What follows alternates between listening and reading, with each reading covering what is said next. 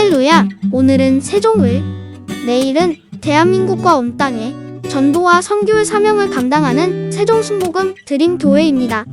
하나님의 사랑과 은혜가 치유와 응답이 있는 성령 충만한 교회입니다. 구독과 중보기도로 드림가족이 되어보세요. 오늘도 주 안에서 참 좋은 날입니다. 오늘은 8가지 최상의 복 제3편 마지막을 함께 알아보겠습니다. 우리는 복 있는 사람의 마음가짐에 대하여 2주째 말씀을 나누었습니다.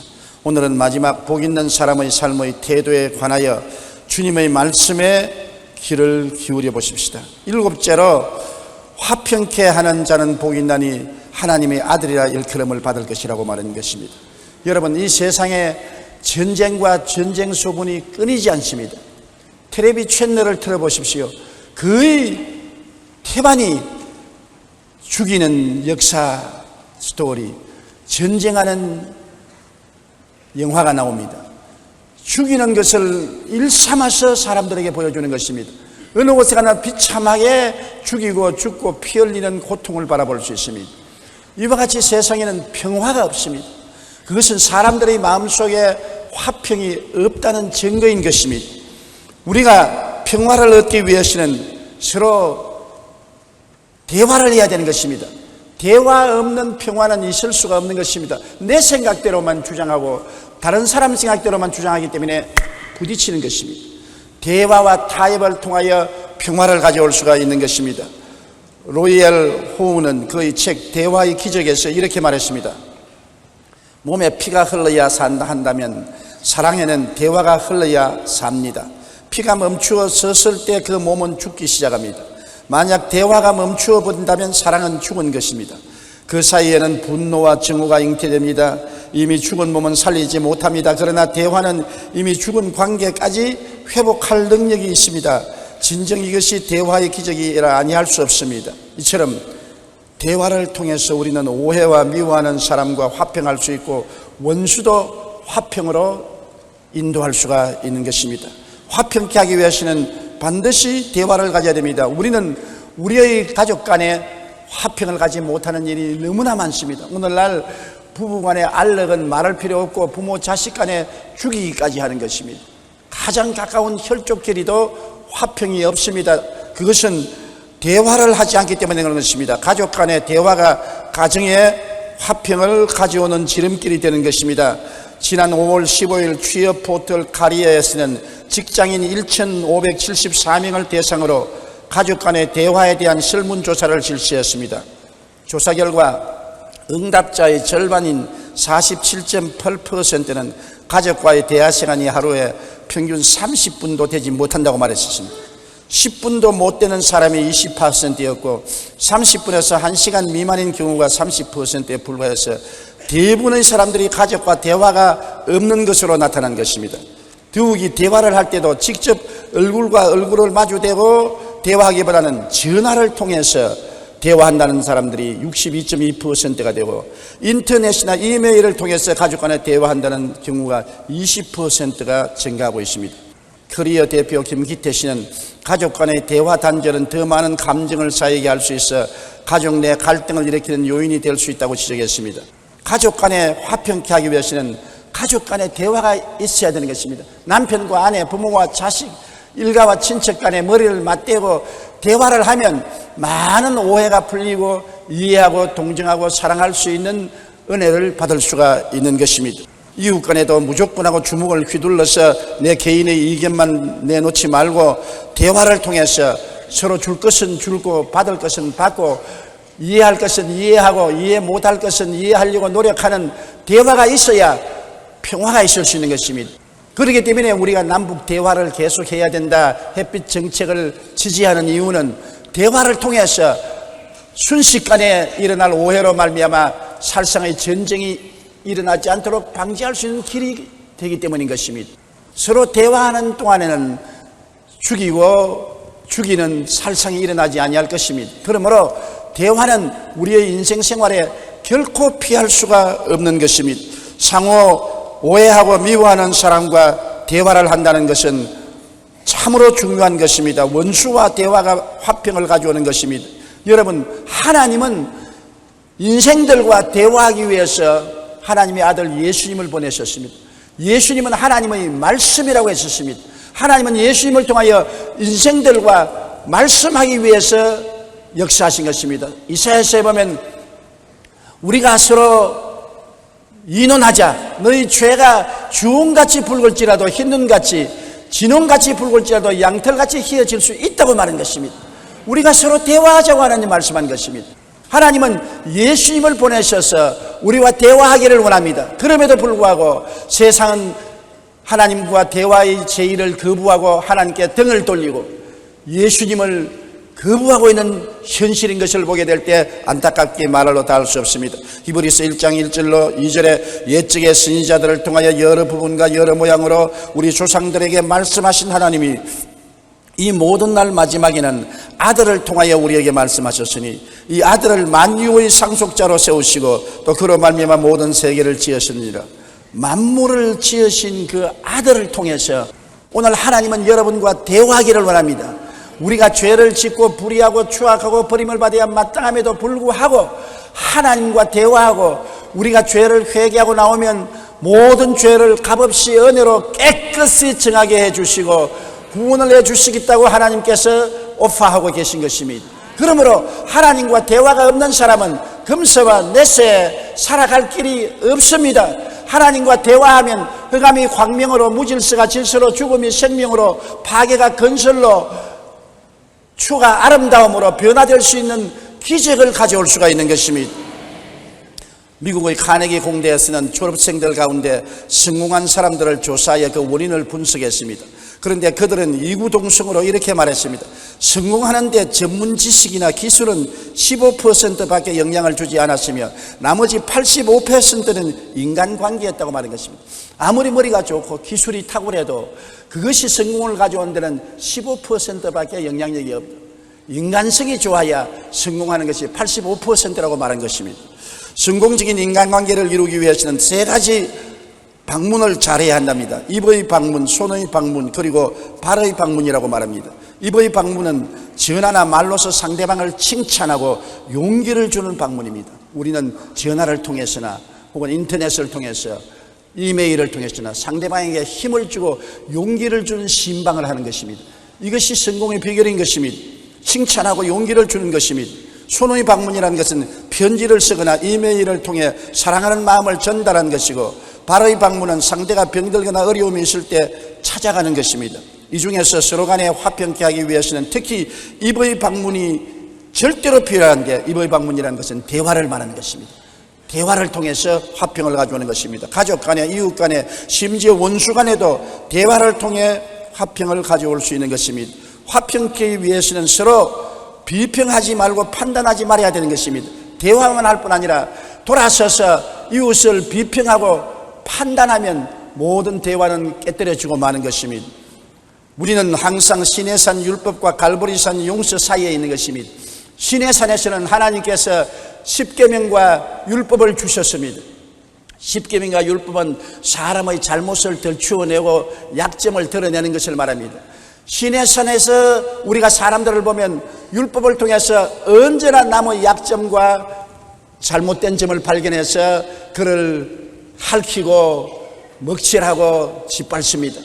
자기는 율법의 자로 재지 않고 이웃만 율법으로서 잘못을 지적하고 연약을 지적하기 때문에 대화가 되지 않고 화평이 되지 않고 언제나 갈등과 알력이 있는 것입니다. 그러나 갈보리 산에서는 어떻습니까? 예수님이 죄를 짓고 불의하고 추악하고 버림을 받아야 마땅한 사람들의 죄를 대신 짊어지시고 몸짓고 피 흘려 다 용서하시고 주님께서 사랑으로 수고하고 무거운 짐진 자는 내게로 오라고 끌어안습니다. 예수님께 나아가면 예수님은 우리를 헐뜯고 빨가벗기고 핥히고 짓밟지 않습니다. 우리를 용서해주고 덮어주고 치료해주고 안아주는 것입니다. 그러므로 시내산에서 우리가 대화를 하면 파탄이 오지만은 갈보리산에서 대화가 오면 화해하고 서로 끌어안고 용서하고 용서받고 사랑으로 일치가 될 수 있는 것입니다. 마태복음 7장 1절로 5절에 비판을 받지 아니하려거든 비판하지 말라. 너희가 비판하는 그 비판으로 너희가 비판을 받을 것이요 너희가 헤아리는 그 헤아림으로 너희가 헤아림을 받을 것이니라. 어찌하여 형제의 눈 속에 있는 티는 보고 내 눈 속에 있는 들보는 깨닫지 못하느냐. 보라, 내 눈 속에 들보가 있는데 어찌하여 형제에게 말하기를 나로 내 눈 속에 있는 티를 빼게 하라 하겠느냐. 외식하는 자여, 먼저 내 눈 속에서 들보를 빼어라. 그 후에야 밝히 보고 형제의 눈 속에서 티를 빼리라. 내 눈에 들보가 있는데도 불구하고 나는 안 보고 이웃 형제에게 내 눈에 티 있지, 보기가 흉하다, 내가 뽑아주마. 자기의 결점은 말할 수 없이 많고 자기의 죄도 말할 수 없이 많은데 자기의 죄와 결점은 감추어버리고 형제의 적은 잘못과 죄를 지적하고 비평하고 평론하면 안 된다는 것을 말하는 것입니다. 그러므로 비평과 평론을 잘못하면 큰 파탄을 가져오는 것입니다. 항상 아내를 비평하고 평론하는 남편은 아내와 거리가 멀어지는 것입니다. 늘 남편을 깔보고 비평하고 바가지를 끓는 아내는 남편의 사랑을 받을 수가 없는 것입니다. 서로 이해하고 동정하고 용서하고 사랑하는 갈보리 예수 그리스도 십자가의 화목을 가지고서 인생을 살아야 비로소 평안하게 살 수 있는 것입니다. 베드로전서 4장 8절에 무엇보다 뜨겁게 서로 사랑할지니 사랑은 허다한 죄를 덮나니라. 사랑하면 죄를 짓습니다. 부모가 자식의 죄를 들추어내지 않습니다. 온 세상 사람들이 율법으로 자식을 빨가벗기고 핥히고 상처 입히고 짓밟아도 부모는 자식을 덮으려고 하고 치료하려고 하고 끌어안으려고 하는 것입니다. 왜? 부모는 자식을 사랑하기 때문에 허다한 허물을 덮습니다. 자동차가 달려올 때 어린애기를 데린 어머니는 어린애기를 감고 뒤로 돌아서서 자동차를 막습니다.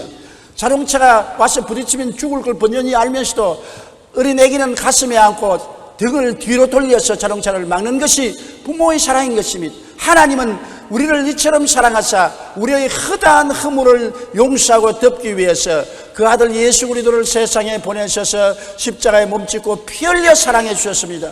하나님의 이 엄청난 사랑을 받았으면 우리는 마음이 변화되어 우리도 용서와 사랑으로 이웃을 대하는 우리가 되어야 되겠는 것입니다.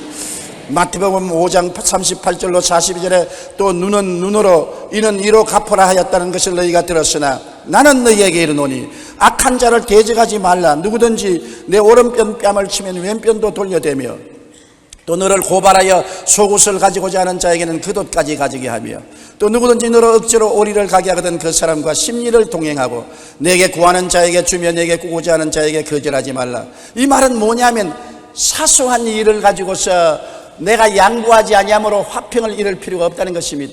마음에 가지고 있는 평화와 이웃 간의 화평은 뺨 한 대 더 맞는 것보다 중요하고 속옷과 겉옷 주는 것보다 더 중요하고 한 심리를 더 걸어가는 것보다 더 중요하다는 것입니다. 물론 중대한 일은 모르겠지만 인생의 모든 분쟁은 사소한 일에서 일어나는 것입니다. 사소한 일에 평화를 이룰 정도 같으면 양보하라는 것입니다. 양보를 하고 평화를 지키는 것이 내가 얻고 평화를 잃어버린 것보다 낫다는 것입니다. 부부간에도 그렇지 않습니까? 조그마한 일로 말다툼합니다. 내가 지고 가정이 평안한 것이 좋지, 내가 이기고 가정이 쌀어름같이 되고 서로 긴장이 되면 모든 것을 잃어버리는 것이 되는 것입니다. 우리의 삶 속에 가장 중요한 것이 마음의 평화인 것입니다.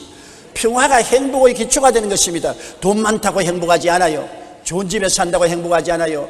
부귀영화 공명이 있다고 행복할 것입니까? 권력이 있다고 행복합니까? 아니요. 마음에 화평이 있어야 행복한 것입니다.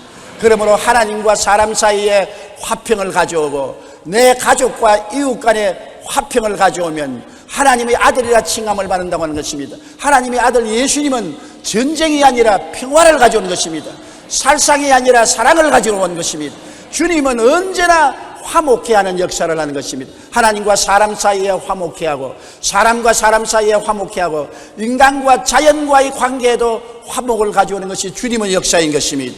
예수님의 이름으로 서로 물고 찢고 싸우는 것은 하나님의 영광을 가리는 일이 되고 마는 것입니다.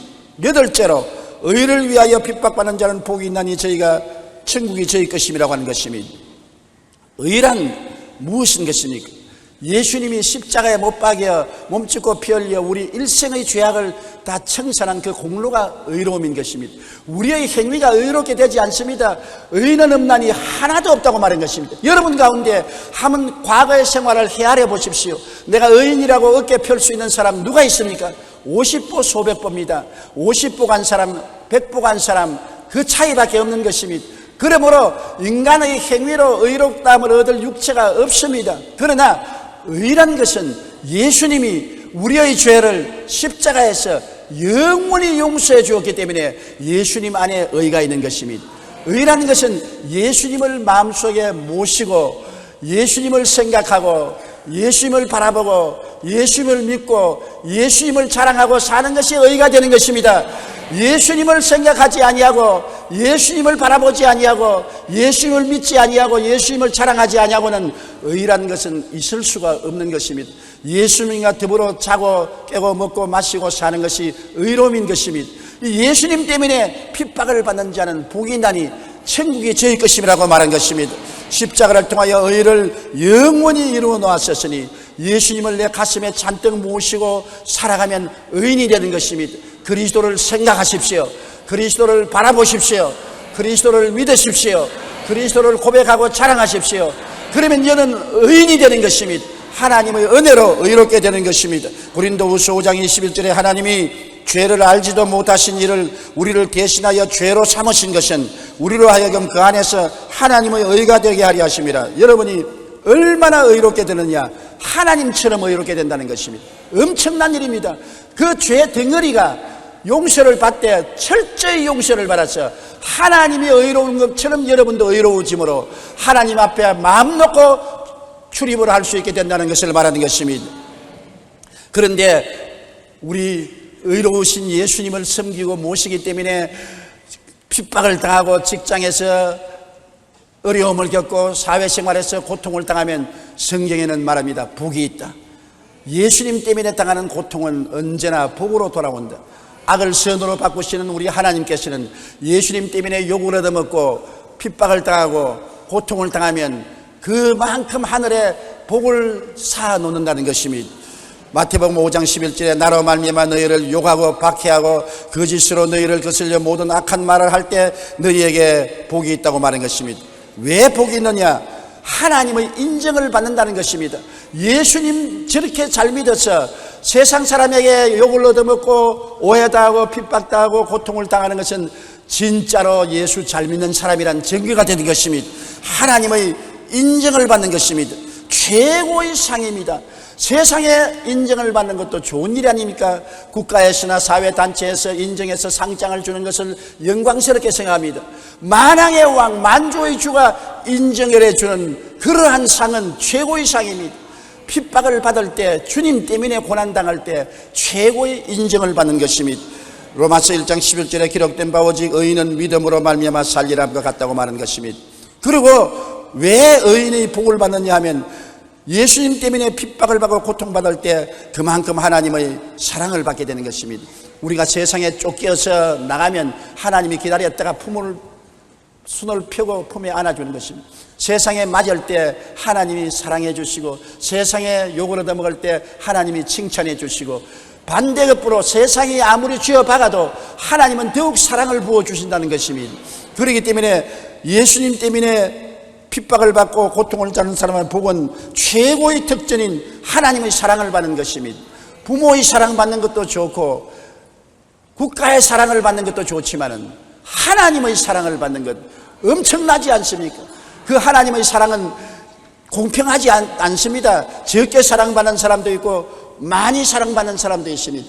우리가 많이 주를 위해서 고난당하면 더 많이 사랑받고 적게 고난당하면 적게 사랑받는 것입니다. 성경에는 제가 나를 사랑한 적 내가 저를 건지리라, 제가 내 이름을 안 적 내가 저를 높이라고 말씀한 것입니다. 그리고 의인이 복이 있는 것은 성령님의 위로를 받기 때문인 것입니다. 고난이 더하면 더할수록 성령의 위로도 더한 것입니다. 우리가 이 세상에 그리스도를 위해서 욕을 얻어먹거나 핍박을 받거나 감옥에 들어가거나 괴로움을 당한 경험이 없는 사람은 성령의 위로가 무엇인지 모릅니다. 그러나 그리스도 때문에 이 세상에서 고통을 당할 때는 하나님의 성령이 오셔서 품어주시고 엄청난 위로를 주시는 것입니다. 마음의 안정과 평안과 기쁨과 소망으로 들뜨게 만들어주는 것입니다. 기쁨이 넘치게 하는 것입니다. 나는 성령의 위로를 보고 놀란 적이 있습니다. 제가 불광동에서 목회를 할 때 18살의 과부가 된 할머니가 외딸 하나를 키워서 고등학교 선생에게 시집을 보냈는데 이 외딸이 애를 낳고 난 다음 심장병으로 죽어가고 있었습니다. 병원에서는 이제 집에 들어가서 장례식을 치르라 했었습니다. 그 딸을 우리 천막 교회에 데리고 왔습니다.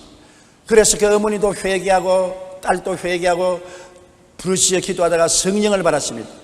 그래서 그 딸이 한동안은 잘 회복되다가 하루에 너무나 감사도 일어나서 천막에서 춤을 너무 추워가지고서 그만 심장에 무리가 돼서 숨이 넘어갑니다. 그리고 그 딸이 세상을 떴습니다. 그 어머니가 집에 있고 딸은 천막 교회에 있는데 최자철 목사님과 내가 들것에 그 죽은 딸을 담아서 추운 겨울날 미끄러지면서 그 집을 방문해 가는데 저희 마음이 처참했습니다. 과부 18살 과부의 금지 5개월을 키운 딸이 심장병으로 죽었는데 그 시체를 들고 들어가니 그 노인을 어떻게 대하겠습니까? 기도했습니다. 하나님, 우리는 위로할 수 없습니다. 성령께서 위로하지 우리는 위로할 수 없습니다. 이 딸을 보면 그 어머니가 졸도하고 죽을는지도 모릅니다.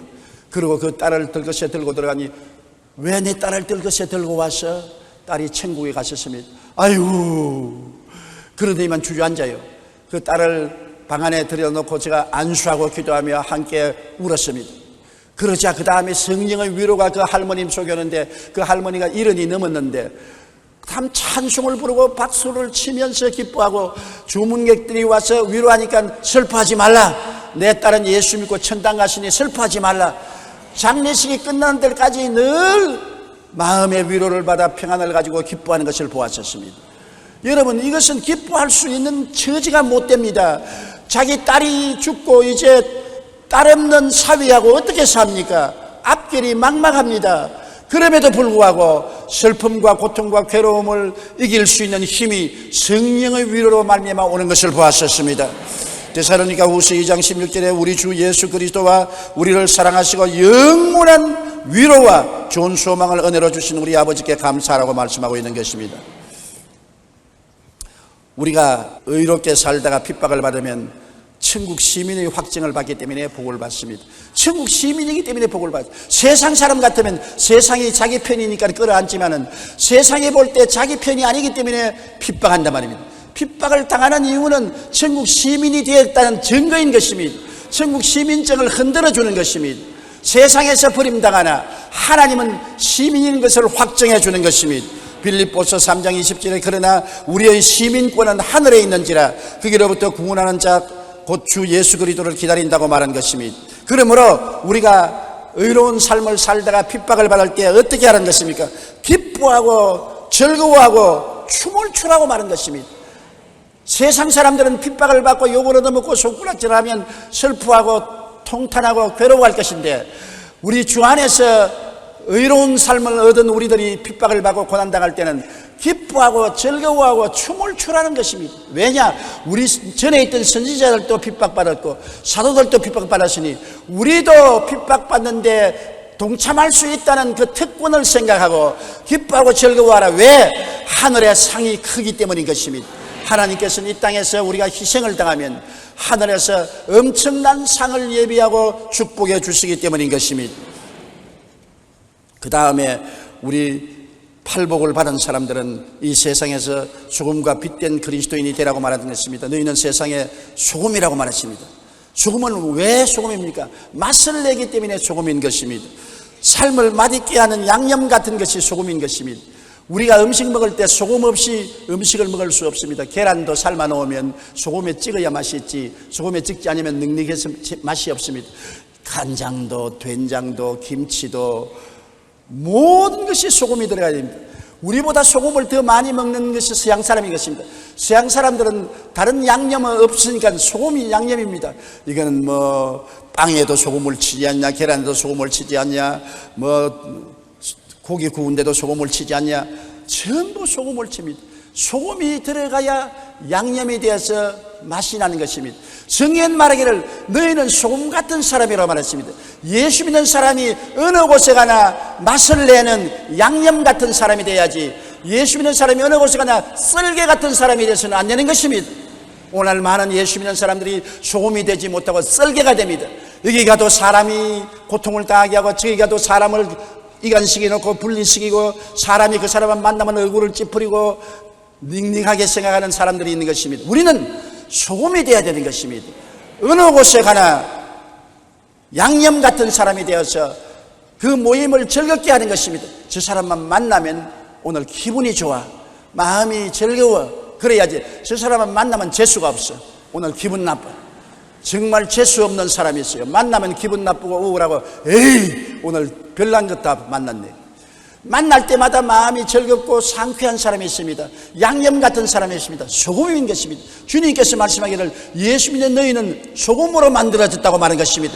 여러분은 다릅니다. 여러분은 하나님이 만든 소금인 것입니다. 하나님이 만든 소금이기 때문에 여러분 자신을 알고 소금의 역할을 하면 어느 곳에 가나 양념 같은 사람이 되어서 여러분 환영을 받고 귀하게 능력을 받습니다. 식당에 가면은 사람들이 소금 주세요, 소금 어디 있어요 하는 것처럼, 그 사람 어디 있어요, 그 사람 보내주세요, 그 사람 만나게 해주세요. 소금 같은 남편, 아내에게 얼마나 즐겁습니까? 소금 같은 아내, 남편에게 얼마나 사랑받겠습니까? 소금 같은 자녀, 소금 같은 부모, 인생을 맛있게 살게 하는 사람이 되시기를 주님 이름으로 축원합니다. 소금은 또한 부패를 막습니다. 소금이 없이는 부패예요. 오늘날에는 얼음도 있고 냉장고도 있기 때문에 신선하게 보관하지만, 우리가 자랄 때는 얼음도 없고 냉장고도 없었습니다. 우리 경상남도 울주군 삼남면 교동리 31번지 우리 학교에 가면은 시장을 지나가게 되는데, 시장에 보면 그때 내 눈에 띄는 것은 칼치가 내 눈에 띄었어요. 완전히 소금 범벅입니다. 소금인지 칼치인지 알지 못합니다. 왜냐하면 울산에서 잡은 칼치를 은양까지 가져오는데 소금을 절여가지고서 소금 덩어리가 돼요. 그런데 그 칼질을 잘라가지고서 고춧가루 넣고 찢어 놓으면, 와, 그 국물이 짜기는 한없이 소태같이 짠데 얼마나 맛있든지 말로 다 할 수가 없어요.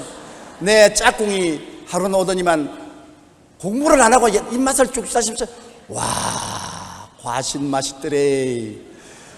또 있다가, 와, 과신 맛있더래. 뭐가 그래 맛있냐? 자기 아버지가 오랜만에 시장에 가서 코린내 나고 소금에 절인 칼치 꼬랑지 하나 가지고 와서 그거를 찢어서 가족들이 저녁에 나누어 먹었어요. 시골에서 비린내 나는 것 입에 대볼 수가 없습니다. 1년 내내 가서. 그런데 그걸 먹고 난 다음 너무 좋아가지고서 하루 종일 그 말만 하는 것입니다.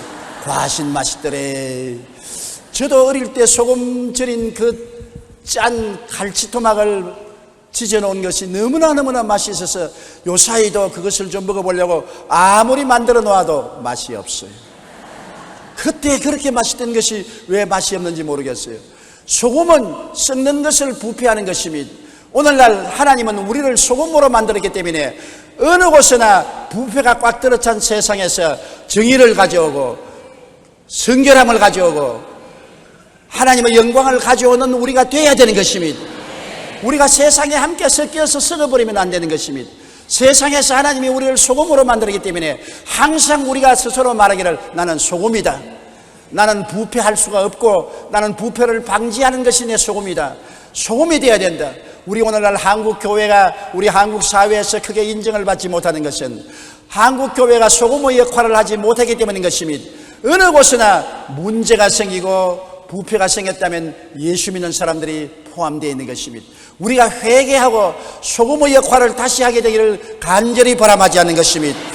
마태복음 5장 13절에 너희는 세상의 소금이니 소금이 만일 그 맛을 잃으면 무엇으로 짜게 하리요?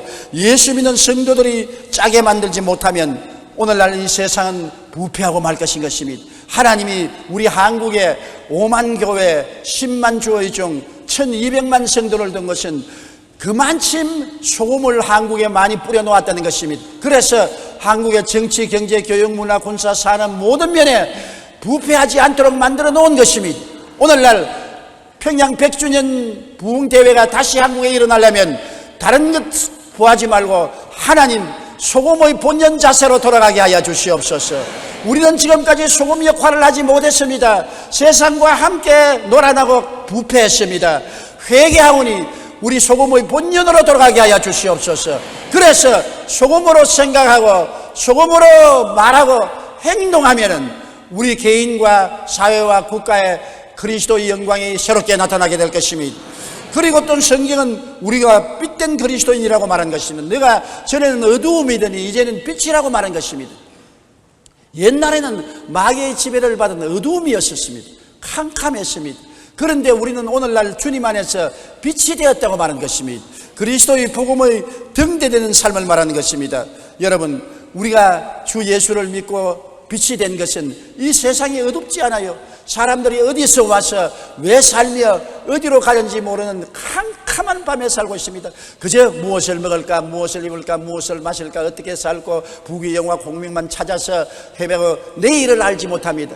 마치 도살장에서 돼지를 목을 자를 때 콩을 줄줄줄 흘려놓으면 콩 먹다가 따라가다가 철컥 목이 날아가고 콩 먹다가 따라가다가 철컥 목이 날아가는 것처럼 사람은 죽을 때까지 탐욕을 쫓아가다가 순식간에 죽어 지옥으로 떨어지는 것입니다. 어둡고 캄캄하고 목매합니다. 그렇기 때문에 우리 예수 믿는 사람을 하나님이 빛으로 보내신 것입니다. 우리를 통해서 죄인이 예수를 믿고 의인이 되고 천국 가는 길을 밝히 보여주고 진리를 깨닫게 해주는 등대가 되어야 되는 것입니다. 우리가 빛을 비추지 아니하면 우리 주위에 어두움에 있는 사람들이 다 지옥 가지 않겠습니까? 우리가 어두움에 처한 사람들에게 항상 빛을 전도로 해야 되는 것입니다. 길을 알려하고 진리를 말해 주어야 되는 것입니다. 마태복음 5장 16절에 이같이 너희 빛이 사람 앞에 비치게 하여 그들로 너희 착한 행실을 보고 하늘에 계신 너희 아버지께 영광을 돌리게 하라. 우리를 보고서 사람들이 하나님을 알게 되는 것입니다. 여러분, 절망의 어두움에 빛은 희망을 주는 것입니다. 이 세상에 절망이 너무나 많습니다. 재앙이 너무나 많고 고통이 너무나 많습니다. 그런데 우리는 빛을 전하는 희망의 전도자인 것입니다. 예수를 바라보라. 그 안에서 용서와 의로움이 있다. 예수를 바라보라. 세상과 마귀에서 해방되고 거룩함과 성령 충만이 있다. 예수를 쳐다보라. 치료와 건강이 그 속에 있다. 예수를 바라보라. 아브라함의 축복과 형통도 그 속에 있다. 예수를 바라보라. 그 속에 부활 영생 천국이 있다. 예수님 안에 영혼이 잘되고 범사에 잘되며 강건하고 생명을 얻되 풍성히 얻는 길이 있다. 희망을 주는 전도자가 되어야 되는 것입니다. 빛은 바로 어두움에서 길을 밝혀주는 것인데 희망을 주는 것입니다. 앞이 캄캄하여 절망적인 사람에게 환한 희망의 빛을 비춰주는 것이 빛인 것입니다. 우리가 빛입니다. 주님은 우리를 통하여 세상의 희망의 메신저로 사용하는 것입니다. 그리스도는 우리에게 희망의 원천이 되는 것입니다. 골로새서 1장 13절에 그가 우리를 흑암의 권세에서 건져내사 그의 사랑의 아들 나라로 옮기셨다고 말하시고 요한 1장 5절에 하나님은 빛이시라 그에게는 어두움이 조금 더 없으시니라. 그러므로 하나님 아버지와 예수 앞에 나오면 어두움은 사라지는 것입니다. 빛 가운데 충만하게 되는 것입니다. 어디서 와서 왜 삶이 어디로 가는지를 압니다. 희망을 어떻게 얻을 수 있는지 압니다. 영혼이 잘됨같이 범사에 잘되며 강건하고 생명을 얻되 풍성하게 얻는 길이 무엇인지 깨달아 알게 되는 것입니다. 그 다음에는 우리가 빛이라는 것은 죽음 건너편을 비치는 빛입니다. 누가 죽음 건너편을 비칩니까? 사람은 죽음에서 종결입니다. 끝입니다. 모든 삶이 여기에서 엔드입니다. 그런데 우리는 그 건너편을 비춥니다. 요단강 건너편 그리스도의 세우신 나라를 알고 있는 것입니다. 새 하늘과 새 땅과 새 예루살렘을 가르칩니다. 우리가 육신의 장막집이 무너지너도 손으로 짓지 않은 영원한 집이 저곳에 있다. 우리가 이 세상에 죽임을 당할지라도 우리를 위해서 있을 곳을 예비하신 우리 주님이 기다리고 계신다. 그래서 죽음 저 건너편에 우리가 손가락으로 가르치는 안내자가 되는 것입니다. 달이 아무리 비추어도 달을 쳐다보지 못한 사람에게 달을 보라고 가르치는 손가락과 같은 것입니다. 베드로전서 2장 9절에 너희는 택하신 족속이요 왕같은 제사장들이요 거룩한 나라여 그의 소유가 된 백성이니 이는 너희를 어두운 데서 불러내어 그의 기이한 빛에 들어가게 하신 이 아름다운 덕을 선포하게 하라 하심이라. 주 건너편에 영생이 있는 것을 선포하는 것이 여러분의 빛이 된 사명인 것입니다. 요한계시록 22장 5절에 다시 밤이 었겠고 등불과 햇빛이 쓸데없으니 이는 주 하나님이 그들에게 빛이심이라. 그들이 세시도록 왕노릇하리로다. 이러한 삶이 우리에게 있는 것을 우리가 비추는 것이 우리 빛된 사명인 것입니다. 그러므로 우리가 팔복을 받고 소금과 빛이 되는 삶을 살아야 하나님께서 우리를 보내신 사명을 다하는 것입니다. 주님이 복 있는 사람이라고 하시는 삶은 참으로 영원히 복이 있는 사람인 것입니다. 이 땅에서뿐 아니라 영원 천국까지 복으로 넘치는 삶을 여러분 살게 되시기를 주님 이름으로 축원합니다.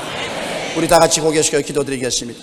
전능하신 아버지 하나님, 주님께서 팔복산에서 8가지 복을 말씀하시고 이 복을 받은 사람들은 이 세상에서 소금이 되고 빛이 되라고 말씀하셨습니다. 하나님 아버지여, 우리가 팔복을 생각하고 마음속에 음미하고 그 가르침을 따라 삶으로 정말 소금과 빛이 되게 도와주시옵소서. 우리는 과거의 삶을 돌이켜볼 때 소금도 되지 못하고 빛도 되지 못했습니다. 부패하는데 함께 섞여서 썩어가고 어두운 가운데 함께 섞여서 갈 길을 모르고 방황하는 우리들이었습니다. 하나님 아버지여, 오늘 이 시간에 우리를 돌이키게 하여 주시옵시고 회개하고 변화받아 참으로 소금이 되고 빛이 되게 하여 주시옵소서. 하나님이 우리를 소금으로 만들어 놓았습니다. 우리를 빛으로 만들어 놓았습니다. 자기 자신을 발견하게 도와주시옵시고 역할을 다하는 우리들이 되도록 보혜사 성령이여 도와주시옵소서. 예수님 이름으로 기도드리옵나이다. 아멘.